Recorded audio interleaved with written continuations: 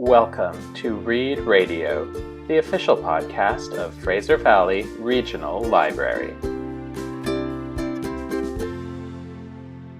Hi, my name is Deanna, and today I'm joined by local author R.S. Twells. She's the author of The Field Agent, an exciting thriller for teens, and she's joining us to talk to us about her book and to answer some questions about her writing process. So thank you so much for joining me today. Hi, thanks for having me. So first of all, can you tell us a little bit about yourself and your book, The Field Agent? Yeah, so my name is RS Twells. I had no writing background. I just kind of decided one day to jump right into it. There's more to that, obviously. And I live on a farm with 18 chickens, 2 cats, and a horse. Oh my God, that's amazing. Are any of the names of your chickens the names of the characters in your book? No, that's actually a really good question. We originally started naming our animals after Winnie the Pooh characters, and then Amazing. 2 of them died, and we're like, we need to cut off the Winnie the Pooh characters. So now they're all named after Greek mythology except for the horse. Amazing. Yeah. That's so cool. So then about your book, how did you come up for the idea for the book? Probably, I wanna say 10 years ago now, it's been a while in the making. I was working at a horse barn at, 6 o'clock in the morning, and when you're shoveling horse poop, the horses don't talk back to you, and so, I had music going on my iPod and stuff, but, my brain would still wander, and natural thing of "Oh, I created stories," and usually I was, the main character of these stories because I wanted to be doing anything else besides shoveling horse poop. But then eventually over time, these teenage boys popped into my head, Bennett and Colin, twin brothers. And I'm like, oh, this is interesting. These guys are shoving me out of my own narrative. And slowly over time, I just kind of explored okay, who are these boys? Where do they come from? What do they do? And then before I knew it, this whole organization was created that took unwanted babies and trained them to be field agents. So Bennet and Colin are 16-year-old boys who tag team out in the field and are still in school and learning to do the impossible, which as someone who never wanted to become an adult, I always wanted to be a teenager. I loved reading about books of teens doing the impossible. That's very cool. That kind of goes into my next question because you could sort of talk about your characters taking over the narrative. I was wondering, did you always plan on making this a series? Or did that kind of happen in the process of writing where you're like, oh, there's a lot more of this story than I want to tell? Yeah, so again, originally how the story was happening in my head, it was purely for my own entertainment to get me through my shift of work. And so I went through these arcs and these plots. And when I realized that, I'm like, how could I make this into a book? I tried so hard to shove them into 3 books. And so I always knew it was going to be a series, but I tried really hard to shove their stories into 3 books. And I realized that doing that would do their stories and their development and an injustice. And so 4-book series. So it's a saga. And so the 4th book actually comes out in spring of 2026. Very cool. Yeah. Very cool. And we have all 3 of your books in the library if anybody does want to check them out. We have multiple copies. Oh, perfect. So The Field Agent is an action spy thriller. What drew you to that genre, or have you always been interested in thrillers? Yeah, so I grew up watching Mission Impossible. I love those movies. Actually, my whole family just rewatched the whole series this summer because the most recent one came out and we were so excited for it. When I was in high school, actually, one of my biggest inspirations is the author Ali Carter. She writes the Gallagher Girls series. So the first book is "I Tell You I Love You, but then I have to kill you." So it's a girls' school training them to be field agents, so CIA agents or Mhm. MI6 agents, those kind of things. So that was a huge inspiration and what I turned to because obviously I read those as a teen and then I was an adult while writing. So I kind of look back to see what she did and that helped me boost forward for my co-ed school. It was really fun to be able to write an impossible genre for me because I find often that fantasy has a bit more leeway because you can Mhm. yes, you make up your own rules, but that's the fun part about fantasy is you're making up your own rules. When you're Mhm. dabbling in quote unquote the real world, which the field agent takes place in, there's already a set of rules in this world. So I have to Mhm. be careful of how far I let my characters do the impossible. But also growing up reading these books and watching these spy movies, I always gravitated more towards the characters who were like the ones stuck behind the computer and like more like the supporting role. Mm. So Benji in Mission Impossible, I love that he started behind the computer and then worked his way up into working in the field. So when I knew that Bennett was going to be the main character, I wanted Bennett to be the guy behind the computer. So that's why his role is like the earpiece, and his brother is the one Mm. out in the field. Bennett's helping guide Colin while he's doing the assignments. So I think it's kind of cool to allow teens to realize that like all of these characters can be main characters if we take a chance and tell their stories. That's very cool. I like that. So you kind of touched on this a little bit, but what types of books did you read that inspired you to keep writing or to get into writing? And can you tell us some of your favorite titles? That's a very okay. Telling my favorite titles, we could be here all day. Yes, I know. I usually hate that question. It's like every book I've ever read leaves my brain, or I'm like the most recent book. I know, yeah, exactly. So, like, the most recent book, I'm trying to, like, even think, like, oh, I read, like, the boyfriend material. I'm like, "Oh, that was the best book I've ever written," but it was just because I just, like, finished it yesterday. But funny enough, I hated reading in elementary school. It was just like a chore, Mm, um, mhm, something that you just had to, like, check off to say, like, "Yes, I read for 20 minutes today." But then in grade 8, a lot of people don't like this story, but it's my reading origin story.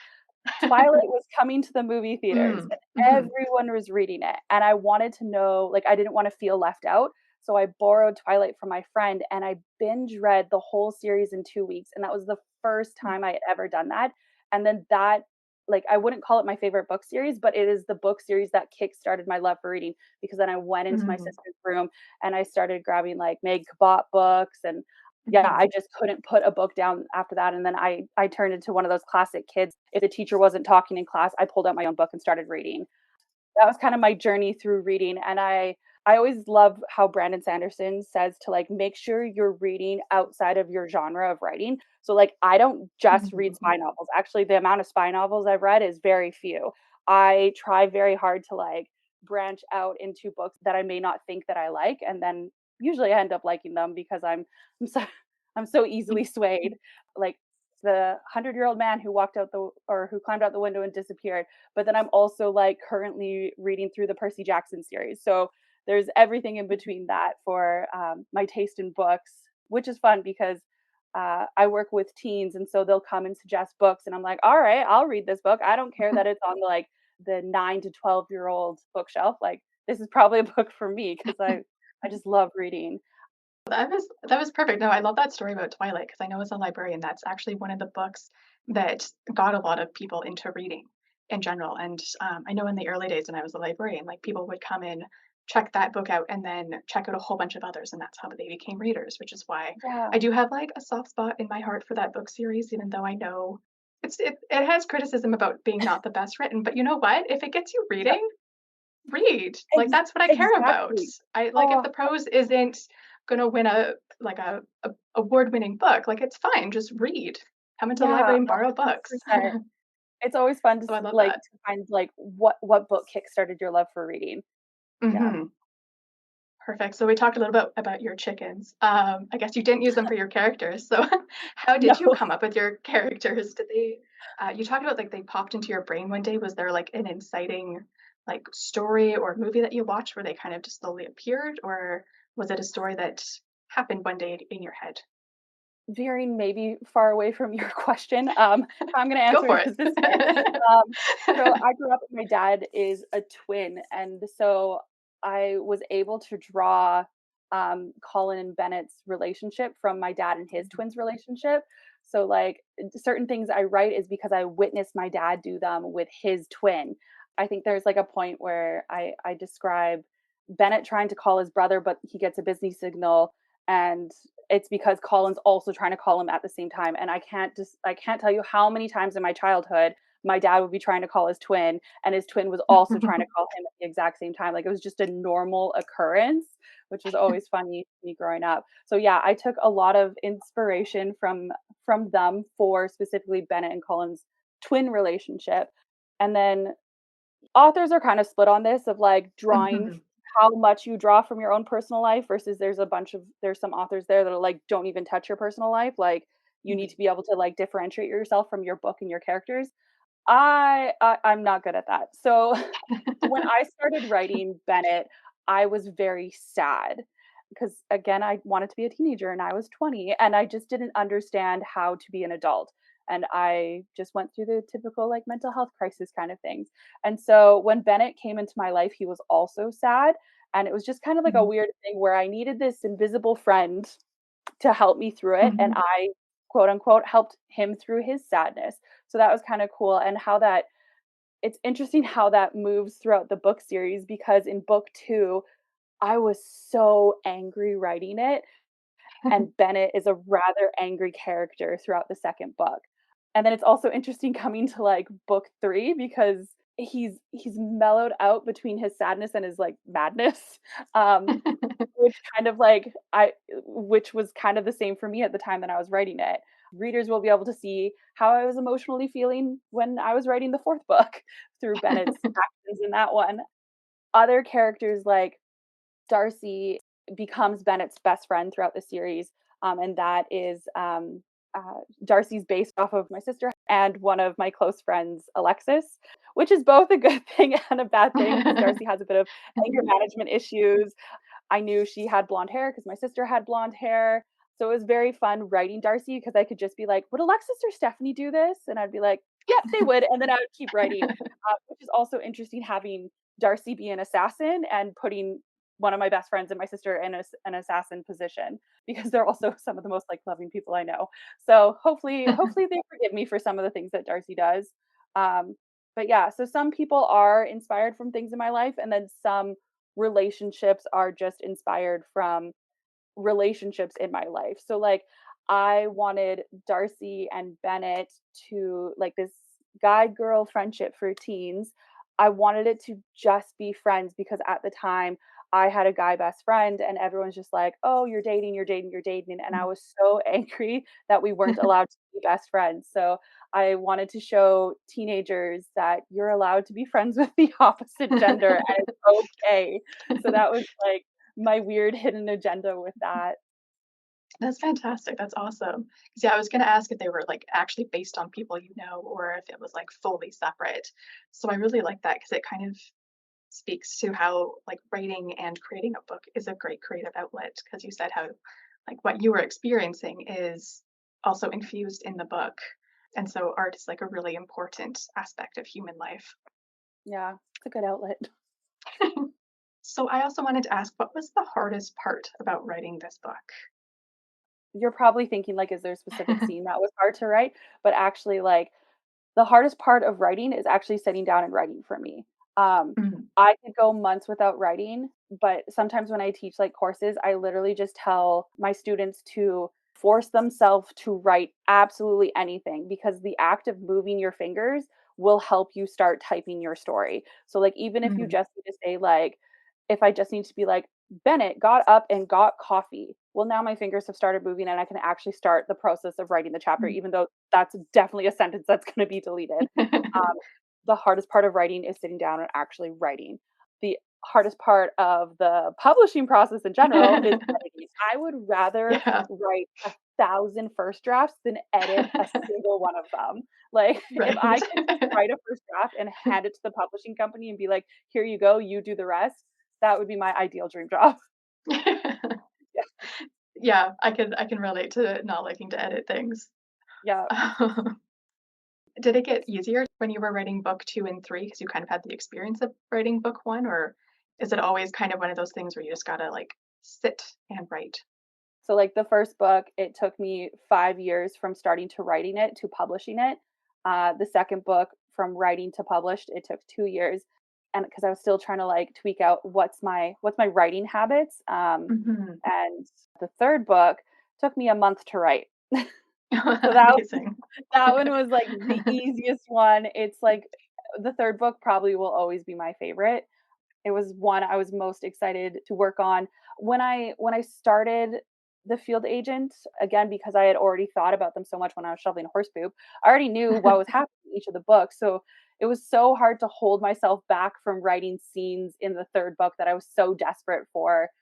But I needed obviously the setup of the first book and the second book in order to write the third book.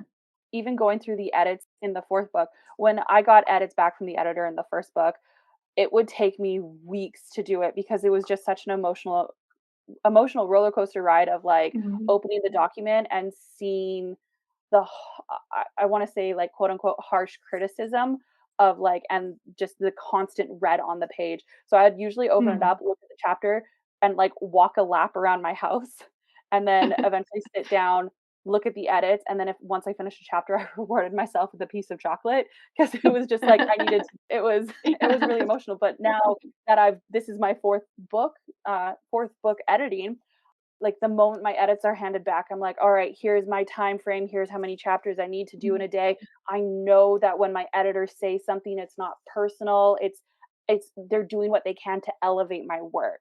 So that's 10 years of experience right there. I So love that because I know sometimes getting edits back from people can feel a bit like, oh, they think my writing is trash, but it's actually that they're trying to bring your book up to like where it should be, like to make your characters and your story shine as bright as possible. absolutely. And then there are still times when you call your publishing specialist in tears saying, am I even a good writer? And they're like, you've read your book 5 times, you need to put it down. Right. Yeah. So Yeah. this is kind of related to feedback and that sort of thing. I know there's also a lot huge divide in some authors about this topic, but do you look at book reviews of your books, or is it one of those things you stay far away from because you're like book reviews are for the readers, that's for like other people to discuss and look at, and then my job is to write good books, and you never look at the reviews. I do my best to not look at reviews written by the average reader, if that makes sense. So, like the ones Mm, on Amazon, the ones on Goodreads, the ones on mm, just different random review websites. mhm, They're like professional reviews that we get back before the book is even published from Kirkus Reviews, from Forward Clarion. mhm, I read those ones, and for the most part, I've been very lucky with my reviews for those. But yeah, no, I make it an mhm, effort because like my book's not going to be everyone's cup of tea, and so mhm. I did in the beginning read them, but I think it's something every author has to kind of like figure out what their comfort level is and what their mental health can handle. Because Mhm. my mental health can't handle anything but a 5-star review, apparently. So I'm like, all right, hands off. That's so valid too. And I like your point. Like, not every book is going to be every reader's cup of tea. So just because someone rated the book a 1 star doesn't mean the book is like quote unquote bad. It just means that that book is not for that reader.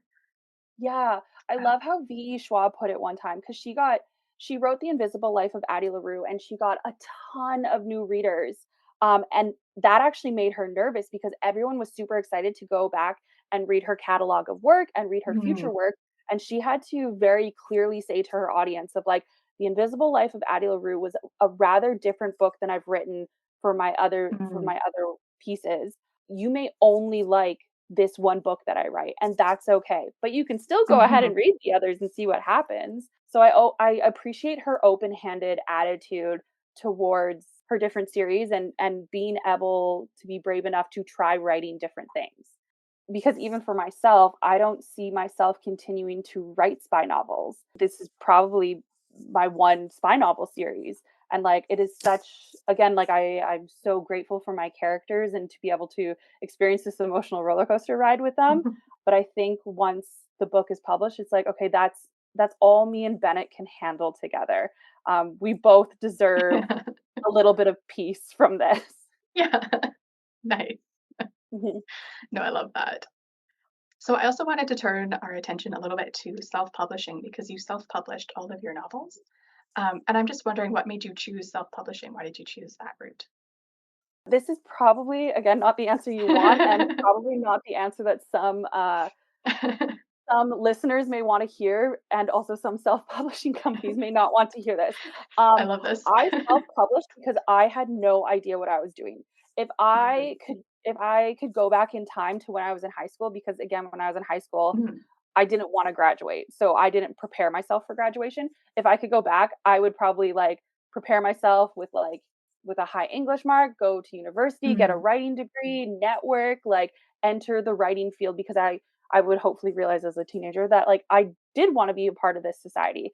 But instead I got to stumble around and work at a styrofoam factory, work at a horse farm. Like I've done the most randomest jobs, which is great experience for writing, but I self-published because I didn't know how to approach agents, and I was too lazy to put in the work to look for an agent. So one of my friends, when he found out that I was that when I wrote a book, he's just like, well, one of my friends went with this self-publishing company. Why don't you give them a go? And I am so grateful for such incredibly supportive parents. Because my parents also knew that I was dabbling in writing, and my dad was just like, well, right now you're kind of fumbling through life. So why don't we basically keep fumbling and let's chase your dreams? And so he supported me contacting the self-publishing company and starting the process. And it feels so good to know that like my dad's and my friends' encouragement. It's kind of like the first time publishing these 4 books where I feel like I haven't like quit. So honestly, I've loved my self-publishing experience. There's been like ups and downs to it, obviously, because nothing like traditional publishing is not perfect. Self-publishing is not perfect, but I'm just grateful that I was brave enough to take the step into it. Amazing. That's great. So what was the process like of self-publishing? Like once you found your company and you and you knew that Yeah. you were going to publish that way, what was the Yeah. process like? Okay, I'll do like a little plug. So the self-publishing company I go through is Friesen Press. It's phenomenal because it's Canadian. So I was very Mhm. grateful that I went with a Canadian company because then I just knew like all my support was local basically. So they set you up with a publishing specialist. So this is someone you can like email at any time. They can call at any time. They're the ones that kind of talk you down off the ledge, which is absolutely phenomenal. Um, Another reason that like I love going with a self-publishing company is because they already have editors that are vetted. So you know that when you're taking a leap of faith in this process, that these editors are going to do what they can because they're being held to a certain standard. I felt like I was being treated like an actual like professional author, which I appreciated the whole time through the process. I also got like a marketing specialist that taught me how to market my book. James holds my hand through so much. He's so great. And also one of the pros of sticking through the self-publishing company through all 4 books is that like all 4 books look the same and I don't have to struggle with the design and like if I couldn't do that myself. So I have like a phenomenal book cover design artist, Alyssa, and she has been able to like always take my thoughts and my concerns and make sure that it is heard and the book cover always comes out perfect. I love that. Perfect. And then I just had one final question. Do you have any advice for authors that are looking to self-publish, or just in general, do you have advice for um, those that are writing their own books right now? It's not a bad thing to move slowly. I think so much when like so often when writers finish writing their first draft, or even just like I wrote my first draft and I edited it once, now it's ready to go. Take more time to do research on the self-publishing company. Take more time to learn about editing your own work. If I would have taken the time to have even just taken an online writing course, I would have been saved the embarrassment of handing in my first manuscript and the publishing company asked me in an email, "Do you know what a comma is?" Because there wasn't a single comma in my manuscript. I have Oh no no. clue what I was doing. The fact that they still kept me after that was insane. Um, so yeah, give yourself grace because you may not know what a comma is. Um, yeah, so just take a second to breathe. Things don't need to happen right away. Excellent. I love that so much. Thank you so much for joining us today. For those of you that are listening at home, you can borrow all 3 books from the Fraser Valley Regional Library. We have them in print format. You can place them on hold or pick them up in person if you like. I want to thank you again so much, RS12s, for joining us today. And thank you, everyone, for listening. That's our show for today. Thanks for listening. And be sure to connect with us on social media.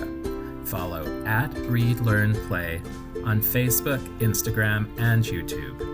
And tune into FVRL Read Radio wherever you get your podcasts.